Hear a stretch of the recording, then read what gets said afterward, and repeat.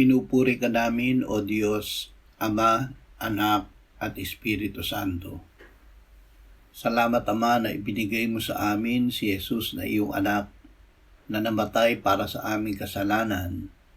Iyong muling binuhay, iniakyat at iniluklok sa iyong kanan sa langit. Salamat na ibinigay mo sa amin ang iyong banal na Espiritu at sa pamamagitan niya ay ibinuhos mo ang iyong pag-ibig sa aming puso. Ama, ang dahilan ng lahat ng aming paghihirap at kapighatian ay kasalanan. Patawarin mo kami at linisin sa lahat ng aming kasalanan. Salamat na inako ni Jesus sa kanyang katawan ang aming kasalanan sa krus. Dahil kay Jesus, kami ay namatay sa kasalanan at ngayon ay nabubuhay sa iyo sa pamamagitan niya. Amen.